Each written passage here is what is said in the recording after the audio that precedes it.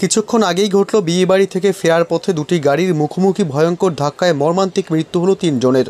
আহত হয়েছেন প্রচুর মানুষ। আহতদের তড়িঘড়ি হাসপাতালে নিয়ে যাওয়া হয়েছে। এদের মধ্যে কয়েক জনের অবস্থা আরও সংকটজনক। দুর্ঘটনার খবর পেয়ে ঘটনাস্থলে পৌঁছেছেন আইন শৃঙ্খলা বাহিনী। গোটা বিষয়টি সম্পর্কে খোঁজ খবর নিয়েছেন মুখ্যমন্ত্রী মমতাও। মর্মান্তিক এই দুর্ঘটনার সাক্ষী থাকল গোটা রাজ্য। চলছে জোর কদমে উদ্ধার কাজ। ব্যাপক চাঞ্চল্য ছড়িয়েছে গোটা এলাকায়।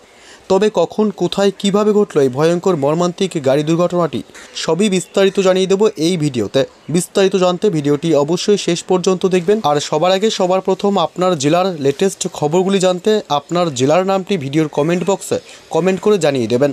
তাহলে আপনার জেলার লেটেস্ট কোনো খবর বেরিয়ে আসলেই আমরা আপনাকে জানিয়ে দেব।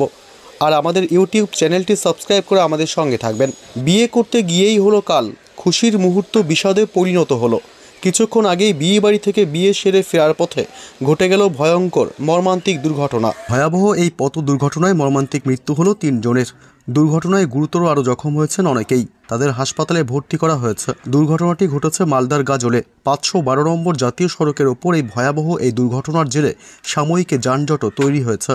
বেশ কিছুক্ষণের চেষ্টায় শেষমেশ পরিস্থিতি স্বাভাবিক হয়। মালদার গাজলের হিয়াগড় এলাকায় ৫১২ নম্বর জাতীয় সড়কে দ্রুত গতিতে আসা একটি গাড়ি সজোরে ধাক্কা দেয় একটি টোটোকে। ভয়াবহ এই দুর্ঘটনার জেরে ঘটনাস্থলেই মর্মান্তিক মৃত্যু হয় ৩ জনের।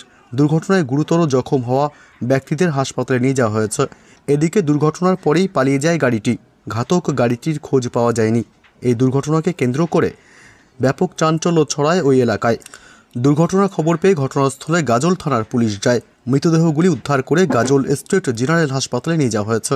অন্যদিকে দুর্ঘটনায় আহত এক ব্যক্তিকে তড়িঘড়ি মালদহ মেডিকেল কলেজ হাসপাতালে পাঠানো হয়েছে। তার শারীরিক অবস্থা সংকটজনক বলেই জানা গেছে।